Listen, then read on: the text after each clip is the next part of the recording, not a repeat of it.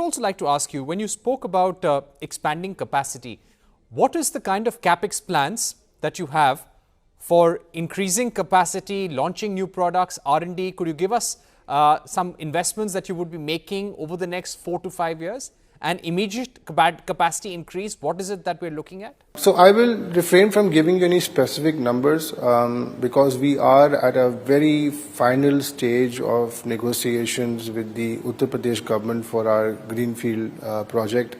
And both Kato-san and myself are very hopeful that we will have some kind of an announcement out. And therefore, the teams both in India and Japan are right now under discussion to create the layout and the capacity for our construction and our tractor and our agri solution requirements for the immediate future and for the long-term future. As far as the current premises are concerned of Escorts Kubota at Faridabad, we are optimizing our capacity based on the need of the new products that are getting introduced. So, for example, I mentioned Pro Max. We are under extreme short supply because we didn't anticipate the demand and the excellent response that we've seen from the market. So we're optimizing on the capacity that is being created for both the domestic and some of the models that are heavily required on the export side.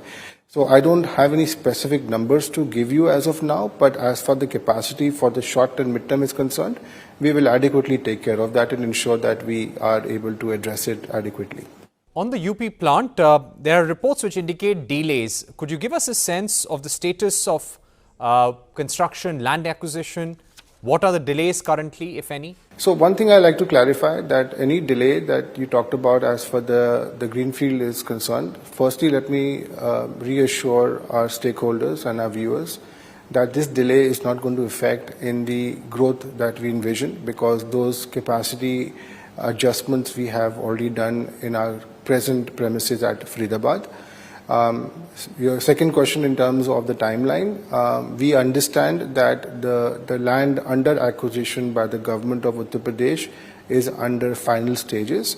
We are now awaiting a confirmation from the UP government that once the land is fully acquired and we will do the due diligence, thereafter we will very, very quickly start the commissioning of what we would like to see come up in this new facility. Because the planning as for the new facility is concerned is happening between Japan and India already. So we will not waste time once we have the infrastructure and the acquisition part of it done with. So we will start immediately and we'll put up the plant in record time. Right. Mr. Kato, if I were to ask you about what is the percentage of export revenue that is being routed to the Kubota network? Now our export revenue through Kubota Network is around 70% of the total export. We have successfully utilized Kubota's sales channel to expand the sales, our export volume.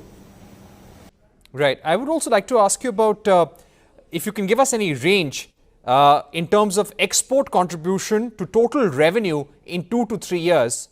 Now, as I mentioned, we have expanding and we are going to expand the export sales. Our plan is to expand 25% to 30% every year to increase the proportion of export volume.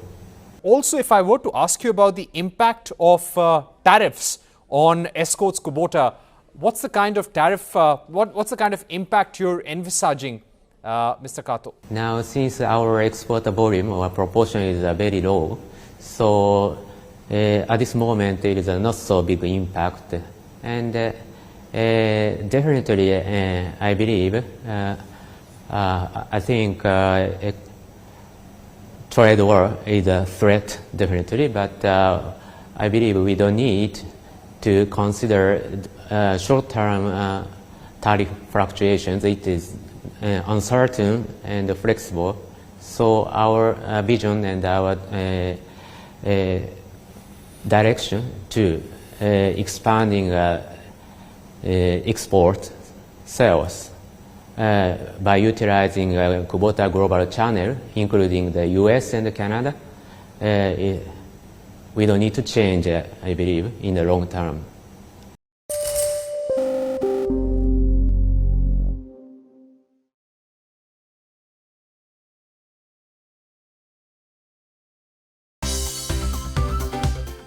Thank you for watching CNBC TV 18 and do follow us on all our social media platforms for news, updates and more.